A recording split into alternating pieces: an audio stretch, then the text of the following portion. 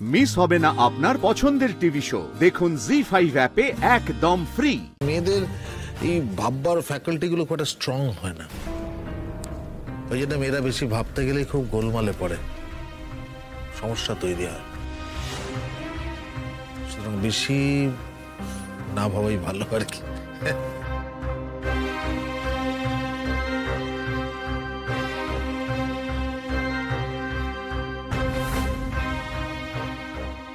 কি অদ্ভুত কথাবার্তা রে বাবা, এরা এরকম শোভেনিস্টিক নাকি? কি ভুল বললাম কিছু? আপনি যেরকম বলছেন সেরকম যদি ব্যাপারটা ইন জেনারেল হয়, তাহলে বলতে হবে পৃথিবীর অর্ধেক পপুলেশনেরই বুদ্ধিভ্রষ্ট। মানে পৃথিবীর অবস্থা খুবই শোচনীয় তাহলে।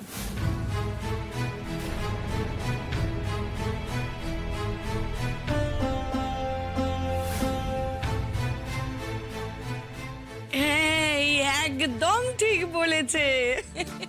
কিরে এবার কি উত্তর দিবি? হ্যাঁ, গুনে গুনে 10 গোল দিয়েছে তোকে মেয়েটা। একদম একদম ঠিক বলেছে। এরকমটা সত্যি হলে পৃথিবীর অবস্থা একদম ভালো না। উমা, এই তো আমার নাতি বাবুও প্রশংসা করে দিয়েছে। তবে বলেছিলাম না যে আমাদের কঙ্কাবতী খুবই স্মার্ট, ও চোখে মুখে একটা বুদ্ধির ছাপ আছে। আপনারা একটু কথাবার্তা বলুন, আমরা একটু খাবারের দিকটা দেখি, কেমন? ছোট আয়। বড় বৌমা দাঁড়াও দাঁড়াও, এবার হেড অফ দ্য ফ্যামিলি হিসাবে এটা আমারও কর্তব্য। আমি আমাদের পরিবারের সবার পরিচয়টা আপনাদের সঙ্গে করিয়ে দিই। আমি সুভাষ গাঙ্গুলি, কঙ্কার ঠাকুরদা, আজীবন সরকারি চাকুরে। আর ইনি আমার অর্ধাঙ্গিনী, মানে ওই আমি হচ্ছি ওয়ার্স হাফ আর ইনি আমার বেটার হাফ, মালিনী। আর এ হলো কঙ্কার বাবা, বুলেট। বাবা কি করছো কি? এহে মাফ করবেন, মুখ ফসকে না ওর ডাক নামটা বেরিয়ে গেছে। ও হলো জ্যোতিশঙ্কর, কলেজের অধ্যাপক। এই হলো আমার জগদ্ধাত্রী বৌমা, মানে আমার বড় বৌমা। পুরো সংসারটাকে নিজের আঁচল দিয়ে কি সুন্দর করে বেঁধে রেখেছে। আর ওরা দুজন আমার আরেক নাতি নাতনি, একজন কৌস্তব আর একজন কুর্চি। আর আমার ছোট বৌমা দীপ্তি আর তার পতিদেব রতিশঙ্কর, আমার কনিষ্ঠ পুত্র। আমার ছোট ছেলে কিন্তু আপনাদের পেশাতেই আছে। ও তাই নাকি? তা আমাদের প্রফেশনে মানে উনি কি অ্যাডভোকেট? না, লয়ার। লয়ার। আমাদের আবার অ্যাডভোকেটের বংশ বলতে পারেন। আমার ঠাকুরদা অ্যাডভোকেট ছিলেন, আমার বাবাও অ্যাডভোকেট ছিলেন, আর আমরা দুই ভাইও অ্যাডভোকেট।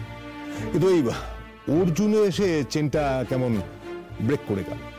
ও কিছুতেই অ্যাডভোকেট হতে চাইল না, ইঞ্জিনিয়ার হতে চাইল, হলো তাই। আপনারা তো বিখ্যাত মানুষ, মানে আদালত চত্বরে আপনাদের সবাই চেনে। নিরূপ চ্যাটার্জি, রূপক চ্যাটার্জি বললে আদালত চত্বরের প্রত্যেকে এক ডাকে আপনাদের চেনে। ঠিক আছে ঠিক আছে, এবার আপনারা কথাবার্তা বলুন, আমি একটু রান্নাঘর থেকে আসছি, কেমন? ঠিক। শোনো শোনো, আমি কিন্তু খুব স্বল্পাহারী। হ্যাঁ, মানে আমি বেশি খেতে পারি না, আবার বেশি খেলে হজম হয় না। হ্যাঁ, তাই খুব সামান্য, কিন্তু আমি মানে বাইরের জিনিস খাওয়া আমার একদম বারণ। না না, সব বাড়িতে রান্না করেছি, আমি খুব যত্ন করে রান্না করেছি। আপনি যদি না খান না, আমি খুব মনে কষ্ট পাবো। আচ্ছা আচ্ছা ঠিক আছে, কিন্তু খুব অল্প। হ্যাঁ ঠিক আছে, আয় ছোট।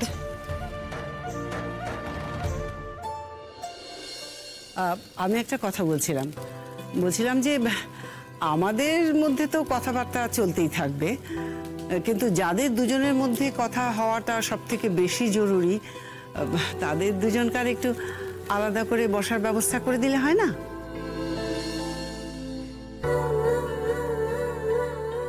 এ বাবা, দেখেছো কথায় কথায় একদম খেয়ালি হয়নি। আমি ওদের দুজনকে একটু আলাদা করে নিয়ে যাব, যদি আপনাদের সবার অনুমতি থাকে।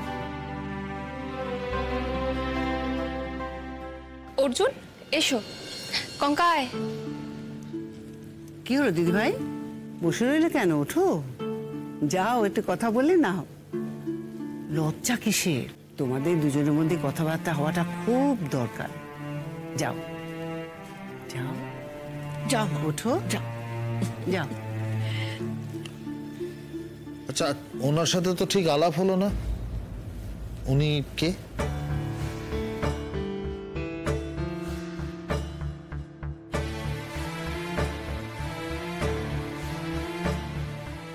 আমাদের মেয়ে মল্লিকা, আমাদের 2 ছেলে 1 মেয়ে। ও আচ্ছা আচ্ছা, তো ওনার স্বামী? সে কোলফিল্ডে চাকরি করে। আচ্ছা আচ্ছা, খুব ভালো।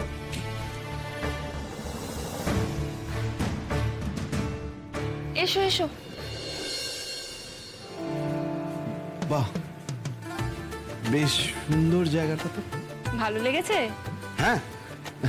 ঠিক আছে, তোমরা বসো, এখানে বসে কথা বলো, আমি যাই। আপনি চলে যাবেন কেন? না না, মানে আপনি বসুন না। আমি থাকলে অসুবিধা হবে না বলছো? না, অসুবিধা কেন থাকতে যাবে? মানে উনি তো আমাকে একেবারেই চেনেন না। আপনি থাকলে হয়তো উনি একটুখানি কমফোর্টেবল ফিল করবেন, সেই জন্য বলছিলাম। সে তো তুমিও ওকে চেনো না। হ্যাঁ, তা ঠিক। চেনা জানাটা শুরু করার জন্যই তো এত আয়োজন। তোমরা কথা বলো।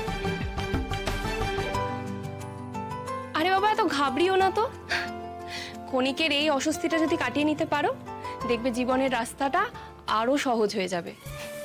তোমরা দুজনে মিলে আজকে যা বলার একদম মন খুলে একে অপরকে বলে নাও। তোমরা বসো, কথা বলো, আমি তোমাদের খাবারটা পাঠিয়ে দেবো। ভালো লাগছে না আমার, একটুও ভালো লাগছে না। এই লোকটার সঙ্গে এখন আমায় বসে কথা বলতে হবে। কেন বলবো? আমি চিনি না, জানি না। আপনি কিন্তু আমাকে নিয়ে একদম ব্যস্ত হবেন না। আমি চা হলেই আমার চলবে। ওমা, তা বললে হয় নাকি? আজকে এত আয়োজন, এত কিছু করা হয়েছে, আর তুমি শুধু চা খাবে? এই কঙ্কা, কি করছিসটা কি? ওকে নিয়ে বসা।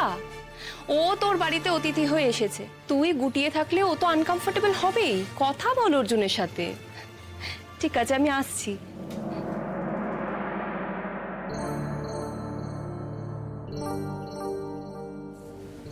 বসুন। আপনিও বসুন।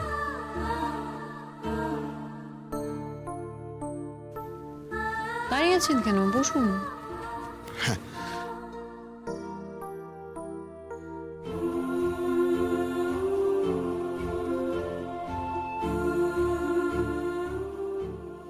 চেনার সুযোগ আদায় করে নিতে হয়। মন যে কখনো কখনো নিজের মাপ ছেড়ে চায়, বড় বেখাপ্পা চায়। সব তোমার জন্য। তোমার জন্য আজ আমাকে এরকম একটা অস্বস্তিতে পড়তে হলো। এত ইনডিফারেন্ট কেন তুমি? আচ্ছা, সেদিন যে বললে এরকম মেয়ে দেখতে আসার অনুষ্ঠান দেখতে তোমার খুব ইচ্ছে করে, চলে এসো না প্লিজ। জি5 ডাউনলোড করুন আর সব এপিসোড দেখুন একদম ফ্রি।